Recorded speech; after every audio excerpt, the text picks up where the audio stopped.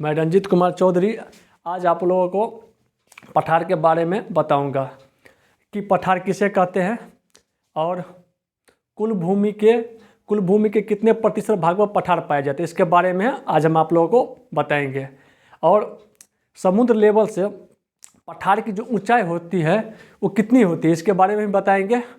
और उत्पत्ति के आधार पर पठारों का वर्गीकरण, पठार कितने प्रकार के होते हैं, इसके बारे में भी आज आप लोगों को बताएंगे। तो सबसे पहले पठार किसे कहते हैं?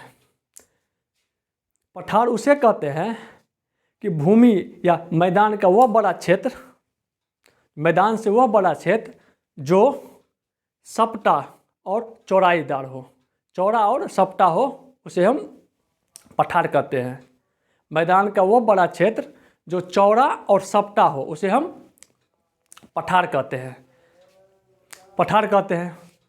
और समुद्र लेवल से जो पठार की ऊंचाई है वो कितनी होती है, आप लोग बता सकते हैं कितनी होती है? 1000 मीटर से कम। पठार का जो ऊंचाई होती है वो 1000 मीटर से कम होती है, 1000 मीटर से कम होती है, कम। पठार का ऊंचाई 1000 मीटर से कम होती है।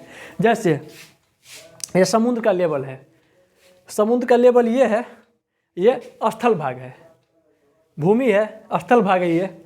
और समुद्र के लेवल से 300 मीटर ऊंचा, 300 मीटर ऊंचा क्या हो गया? मैदान हो गया। 300 मीटर ऊंचा मैदानी भाग, 300 मीटर ऊंचा मैदान भाग। और मैदान भाग से 600 मीटर ऊंचा, मैदान भाग से 600 मीटर ऊंचा, उसको पठार बोला जाता है, पठार। 600 मीटर ऊंचा।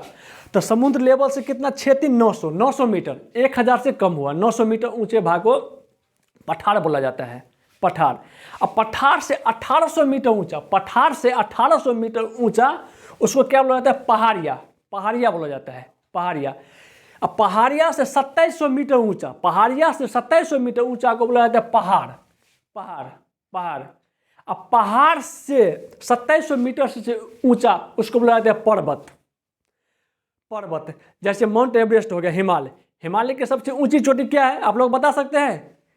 हिमालय की सबसे ऊंची चोटी कितने मीटर की होती है, आप लोग बता सकते हैं? कितने होती है? 8848 मीटर। कितने होती है?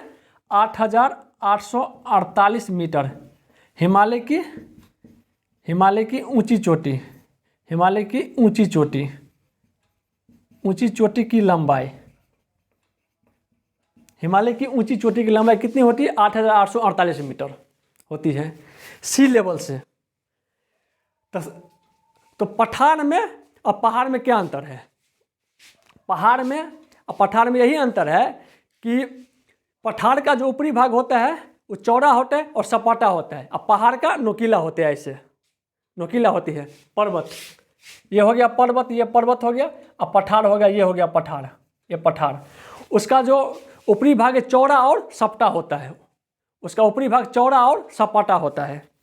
चलिए आज हम और उत्पत्ति के आधार पर है ना, पठार निम्नलिखित प्रकार के होते हैं, उसका वर्गीकरण हम कर रहे हैं। अंतः पर्वतीय पठार। क्या? अंतः पर्वतीय पठार। अंतः पर्वतीय पठार उसे कहते हैं कि जो पहाड़ के चारों तरफ घिरा हो। जैसे ये पहाड़ है, पहाड़ नोकीला पहाड़ है, इसके चारों तरफ एक पठार है, ये पठार हो गया। उसी को अंतः पर्वतीय पठार कहते हैं। उसी को क्या कहते हैं? अंतः पर्वतीय पठार कहते हैं। गिरिपथ का पठार, जैसे ये हिमालय की ऊंची चोटी हो गया, हिमालय की ऊंची चोटी हो गया, वहाँ पर एक पठार है, वहाँ पर एक पठार बना, हिमालय की ऊंची चोटी के बगल में एक पठार हो, उसी को क्या कहते हैं? गिरिपथ का पठार, गिरिपथ का पठार बोला जाता है। उसी को क्या बोला जाता है? गिरिपथ का पठार बोला जाता है। और दूसरा गुमरदार पठार। गुमरदार का पठार ऐसा होता है, गुमरदार का पठार जो पहाड़ों के बीच में होते हैं, अगल बगल में होते हैं, गुमरदार पठार। गुमरदार पठार का ऐसे होता है, गुंबज के आकार का ऐसा गुंबज के आकार का होता है इसका आकार। उसके बाद क्या है?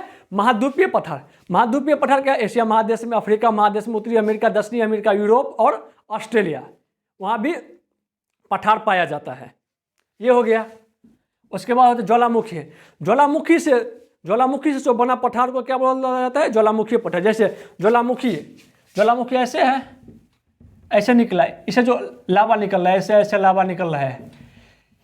यहाँ पर जो सपाट बन गया, चौड़ा और सपटा एरिया बन गया, उसी को बोला जाता है ज्वालामुखी पठार बोला जाता है। सपटा और चौड़ा, ज्वालामुखी में जो लावा निकलता है चारों साइड, उसी पर जो चपटा और चौड़ा एरिया एक बन गया ना, उसी को बोला जाता है ज्वालामुखी पठार बोला जाता है। ज्वालामुखी पठार बोला जाता है। समझ गए? विश्व में कुल भूमि का 33% भाग पर पठार पाया जाता है। कितना? 33% भाग पर पठार पाया जाता है। कुल भूमि के 33% भाग पर पठार पाया जाता है। चलिए आज हम मोस्ट इंपोर्टेंट पठार के बारे में आज हम जानते हैं। मोस्ट इंपोर्टेंट, जो एग्जाम के दृष्टिकोण से बहुत महत्वपूर्ण है, एग्जाम में के दृष्टिकोण से बहुत महत्वपूर्ण है, आपको हम आज बताते हैं। आप लोगों का ध्यान बोर्ड पर होना चाहिए। सबसे पहले क्या है? कोलंबिया का पठार। कोलंबिया का पठार कहाँ है? वो है, कोलंबिया का पठार कहाँ है? कनाडा में। कोलंबिया का पठार कहाँ है? कोलंबिया का पठार कहाँ है? कनाडा में। कोलोराडो का पठार कहाँ है? यूएसए में। कोलोराडो का पठार कहाँ है? यूएसए में। यूएसए में पाया जाए कोलोराडो का पठार। उसके बाद मेसेटा का पठार कहाँ है? मेसेटा का पठार स्पेन में। मेसेटा का पठार स्पेन में। मेसेटा का पठार स्पेन में। अंतोलिया का पठार कहाँ है? अंतोलिया का पठार तुर्की में। अंतोलिया का पठार तुर्की में। अंतोलिया का पठार तुर्की में। अंतोलिया का पठार तुर्की में। उसके बाद पोटवार।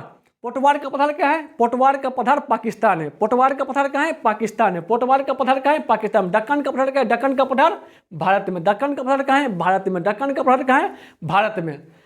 तिब्बत का पठार चीन में। तिब्बत का पठार कहाँ है? चीन में। वो सबसे बड़ा पठार है। तिब्बत का पठार सबसे बड़ा है, चीन में सबसे बड़ा है। शान का पठार क्या है? शान का पठार क्या है? म्यांमार में। शान का पठार कहाँ है? म्यांमार में। शान का पठार म्यांमार में। मेरे साथ आप 2-3 बार बोलिएगा, आपको याद हो जाएगा। शान का पठार क्या है? म्यांमार में। उसके बाद क्या है? सियापास का पठार। सियापास का पठार क्या है? मैक्सिको में। मैक्सिको में क्या है? सियापास का पठार कहाँ है? मैक्सिको में। और सबसे ऊंचा पठार किसका है? पामीर का पठार। पामीर का पठार सबसे ऊंचा। पामीर का पठार सबसे ऊंचा है। पामीर का पठार सबसे ऊंचा।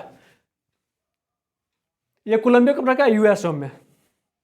उसके बाद इसका कोलोराडो का पठार यूएसए में। उसके बाद मेसेटा का पठार का है? स्पेन में। मेसेटा का पठार स्पेन में। अंतोलिया का पठार तुर्की में। अंतोलिया का पठार तुर्की में। उसके बाद पोटवार का पठार पाकिस्तान में। पोटवार का पठार पाकिस्तान में। दक्कन का पठार कहाँ है? दक्कन का पठार हो गया भारत। दक्कन का पठार भारत। तिब्बत का पठार चीन। तिब्बत का पठार कहाँ है? चीन में। तिब्बत का पठार कहाँ है? चीन में। शान का पठार क्या है? शान का पठार क्या है? म्यांमार में। सियापास का पठार क्या है? सियापास का पठार है मैक्सिको में। उसके बाद क्या है? सबसे ऊंचा पठार पामीर का पठार। आज हमने आपको क्या पढ़ा? पठार के बारे में बताया कि पठार किसे कहते हो और कितने प्रकार के वर्गीकरण किया जाते हैं, उसके बारे में सब बताए। और कुल भूमि के कितने प्रतिशत क्षेत्र पर पठार का एरिया है, उसके बारे में बताइए। चलिए, आप लोगों को कैसा लगा आप लोग कमेंट में जरूर बताइएगा। चलिए, जय हिंद।